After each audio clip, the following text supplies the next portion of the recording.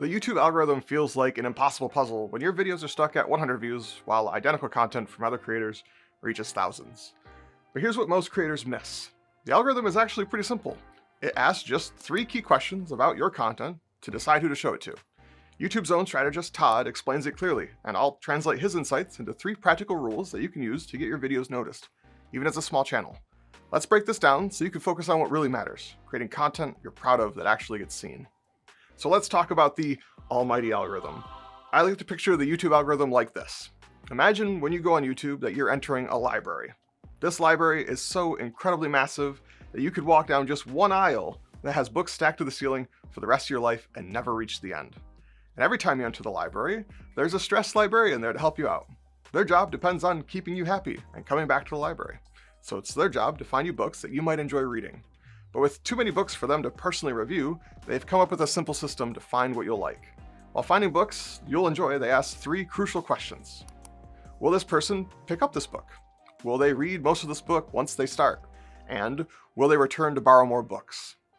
This is exactly how the algorithm works, as Todd explains. It isn't so much about pushing it out as much as it's pulling for each viewer. So when you open the homepage, YouTube is going to say, hey, Renee's here. We need to give Renee the best content that is going to make Renee happy today. It's very much centered around each individual person and ranking the videos for them, as opposed to looking at each individual video and trying to figure out who might like it. So whenever you open up YouTube, the algorithm, our stressed librarian, is frantically trying to find the perfect stack of books that will keep you engaged and coming back. Will they click? Will they stay? Will they return?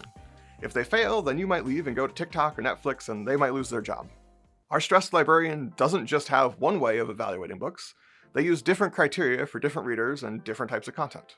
The reality is that we've enabled the system to learn that different factors can have different importance in different contexts.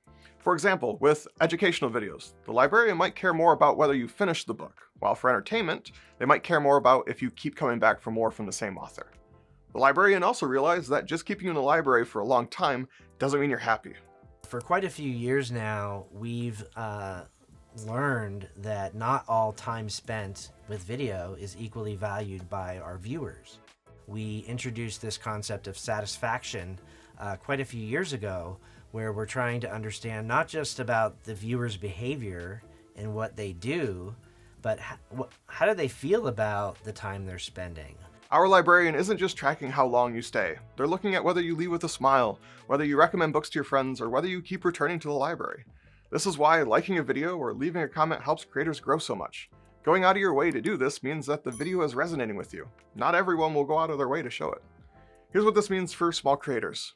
The librarian doesn't care if you're a best-selling author or a complete unknown. They just care about finding the right reader for your book. By the way, if you want more insights that most creators miss, I share them weekly in my newsletter. I'll leave a link to join below the like button. Now let's talk about the hard part, patience. I know how demoralizing it can be when your videos that you poured your heart and soul into seem to be ignored while similar content thrives. I've been there too.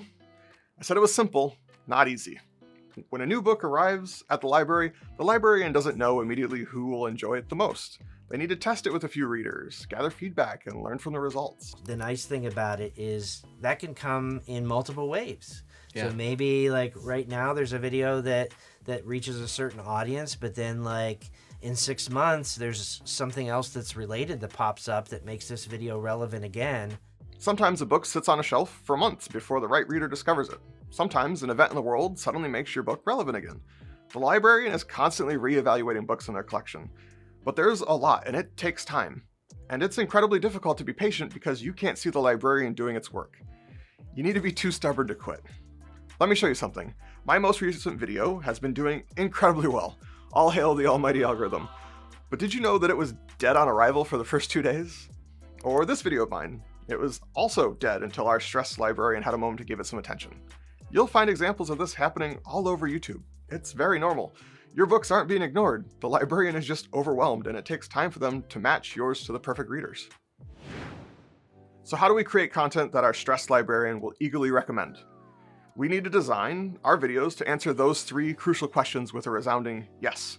Here are the 3 questions that you need to ask yourself for every video. 1. will my ideal viewer click on this video? This is about your packaging, the title and thumbnail. Your packaging needs to honestly represent your content while being compelling enough to stand out on a crowded shelf. You do this by focusing on curiosity and then adding a bit of desire or maybe fear. But here's the key, you don't need to appeal to everyone, just your specific audience. 2, will my ideal viewer watch it for a long time? This isn't about length, it's about engagement. Does your video deliver on what it promised? Does it keep your viewers interested throughout? Does it provide value efficiently? When you focus on creating content that serves its purpose well, whether that's entertainment, education, or inspiration, then people will be engaged for longer. And 3, will my ideal viewer come back to watch more videos after? This is where consistency comes into play.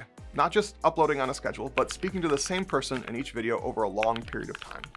You want viewers to finish one video and immediately want more. Build a catalog that creates a journey so that they can get to know you better and want to see more from you.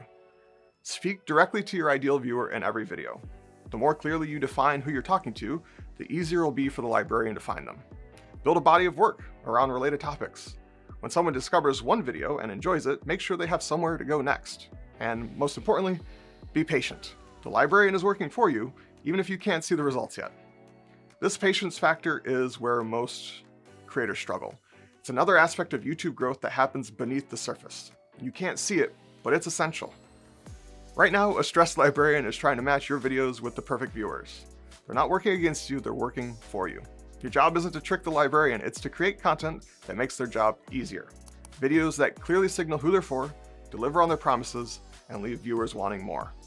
Success isn't just about getting the algorithm to promote your videos, it's about consistently creating content that serves your specific audience well, regardless of the immediate numbers, and then sticking to it long enough for the librarian to sort through your books. Remember, every video you make should help the librarian to confidently answer, yes, they'll click, yes, they'll stay, and yes, they'll come back for more. Every view, every comment, every subscription is a signal that helps them to find more people just like that. It can be hard to keep this front of mind, but trust the process. Your books are on the shelf, and the librarian is working to find your readers. Just keep creating. If you're a small creator watching this, drop a comment below, sharing your experience with the almighty algorithm. I find that the videos I expect to do well don't, and the ones that I had no idea would do well do better than expected. Have you found the same to be true? Let me know some of your weird experiences with the algorithm in the comments. Now that you understand how the YouTube algorithm actually works, the next question is, what specific content should you create that triggers these 3 principles? I made a video showing you how to do it step by step, and I provide a worksheet that you can use to craft your own content strategy. This is one of the most important things you can do to grow your channel. It's worth your time. Watch this next to discover how to transform your new algorithm knowledge into a practical content plan that gets results.